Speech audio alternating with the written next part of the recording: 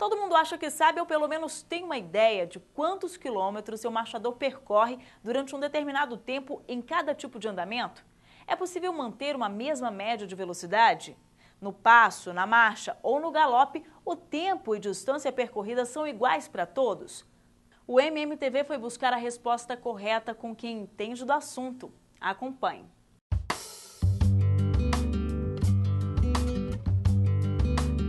Velocidade e andamento.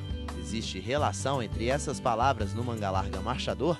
Seria possível definir a quantos quilômetros por hora um cavalo vai ao passo, na marcha ou no galope? Você ser entrevistado com essa pergunta, você deixa todos nós de calça justa. Se for comparar com tem o Fusca, que é um cavalo para passeio, para tudo mais. Tem uma Ferrari, que é o de competição, que é treinado. Então isso depende de cada cavalo em si. Passo em torno de 6 km, na marcha em torno de 10, 11 km e galope na faixa de 18 a 20 km. É uma coisa que tem que ter muito estudo para você falar um exato. E eu acho que mesmo você falando exato, mesmo com muito estudo, ainda vai ter uma incógnita. Porque tem animais que têm facilidade a ganhar mais terreno. Mas se velocidade e andamento são utilizados como referências nas provas de marcha e esportivas da raça, seria possível definir a velocidade de cada andamento? Vamos tentar achar a resposta no Centro de Treinamento Equestre Melo Viana, região metropolitana de Belo Horizonte. Nós estamos com Fernando Melo Viana, instrutor de equitação da ABC-CMM, que vai tentar nos explicar essa relação entre a velocidade e o tipo de andamento. Fernando, é possível definir uma velocidade exata para cada tipo de andamento? Não, porque o que define o tipo de andamento, o andamento reunido, médio ou longo, não é a velocidade, é a atitude do cavalo. No passo, na marcha ou no galope? Qualquer dos 3 andamentos básicos. Tem como você mostrar isso pra gente? Lógico, nós botamos aqui 2 cavalos andando próximo a 6 km por hora e vamos mostrar essa diferença agora. Nós temos aqui o Pampa de castanho e o Turdilho atrás, né? Os 2 cavalos estão andando próximo a 6 km por hora, numa atitude da frente mais alongada, mais baixa. Reparem os senhores que o Pampa está pisando atrás do rastro da mão, que é uma característica do passo reunido. E o Turdilho está pisando em cima do rastro da mão, que é uma característica do passo médio. Ou seja, nós temos 2 andamentos diferentes, né, e na mesma velocidade. Quer dizer, o Turdilho, então, considera-se que ele está ali no passo médio, o Turdilho, o cavalo que está atrás. E o Pampa estaria no passo reunido, seria isso? Inclusive o Turdilho agora, Felipe, você pode notar que tem hora que ele está dando ultra pegada, agora ele está pisando no posterior, à frente do rastro da mão, um típico de um passo longo. E o animal castanho pisando atrás da mão, ou seja, ainda está mais extremo ainda. Ou seja, nós temos um cavalo dando ultra pegada e o outro dando retro pegada e os 2 a 6 km por hora. Quer dizer, eles estão em andamentos considerados diferentes, porém na mesma velocidade. Exatamente. Agora, se a gente mudar o tipo de andamento, se a gente passar para a marcha, vamos ver o que acontece? Vamos ver. Vamos pôr uma marcha próxima a 12 km? 12 km por hora, vamos lá. Andando em círculo também.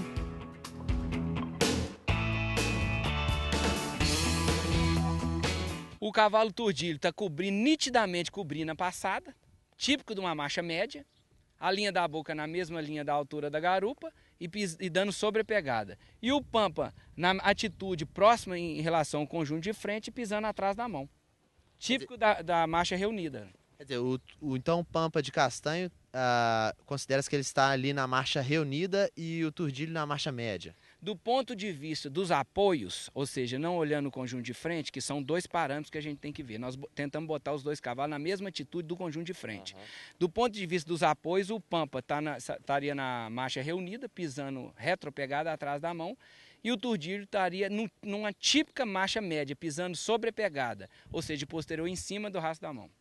Para o cavaleiro poder definir exatamente a velocidade do seu animal, o que ele deve fazer?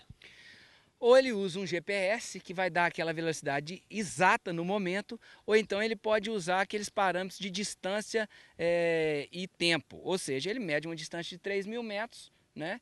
e aí ele faz aquela analogia para tentar conhecer a velocidade do seu cavalo. Se ele quer a 12 km por hora, é fácil você fazer a conta que em 3.000 metros, né, divide por 4, ele teria que percorrer 15 minutos. Sabendo que o uso de GPS é proibido em provas esportivas, o melhor conselho é fazer com que treinar primeiro para saber se o seu cavalo no passo reunido dá 4 km por hora ou 5, é isso? Tem que treinar e conhecer o animal. Ou seja, se ele não tem um GPS, ele mede 3.000 metros. Né? Então a 12 km por hora, se não me engano, ele tem que percorrer 15 minutos. Se ele chegar antes, ele está acima de 12 km por hora.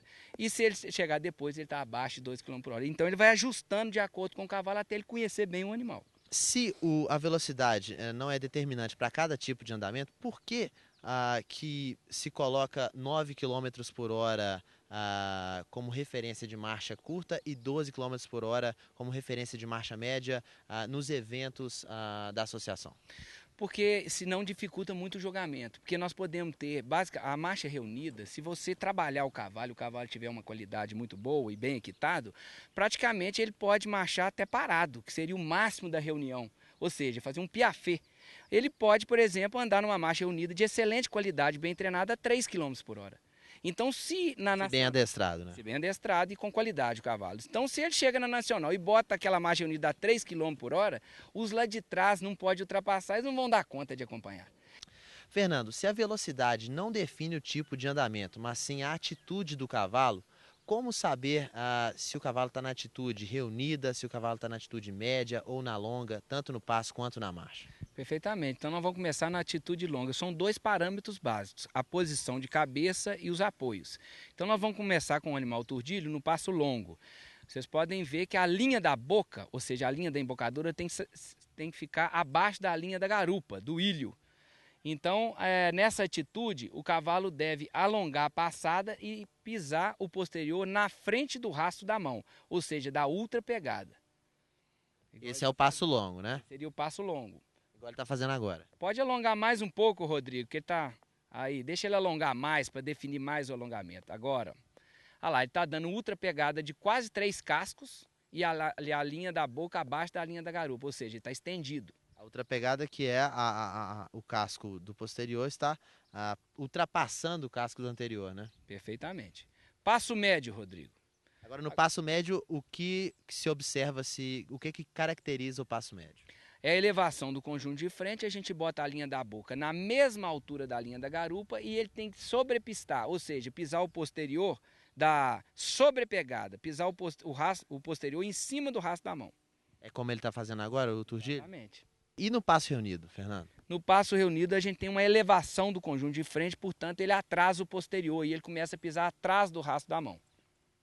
Como é que vocês estão vendo agora? Ele já está pisando 1 ou 2 cascos atrás do rastro da mão e uma frente mais elevada. E a atitude do cavalo, dessa vez na marcha, considera-se a mesma coisa? A marcha repete o passo, a atitude. Então na marcha reunida a frente é elevada e o cavalo pisa atrás da mão, como nós podemos ver aqui.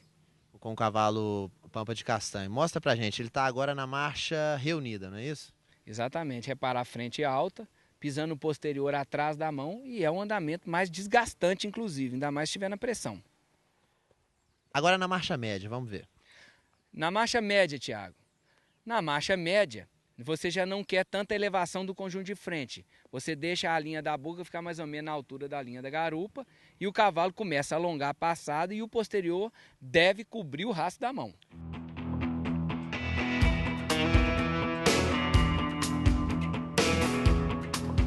Agora vamos passar para a marcha longa, então? Vamos lá. Marcha longa, Tiago, sem estender. O que se pede na marcha longa? Na marcha longa, ele pelo menos cobrir o rastro da mão, né? Agora ele está alongando a marcha e vocês podem notar que ele não tá ultrapassando o rastro da mão, como no passo. Por que isso acontece?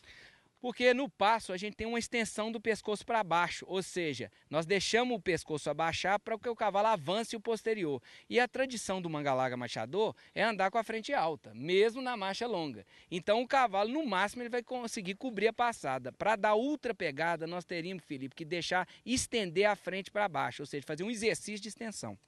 Por que a associação define esses valores de 9, 12, 14 km por hora nos julgamentos de marcha?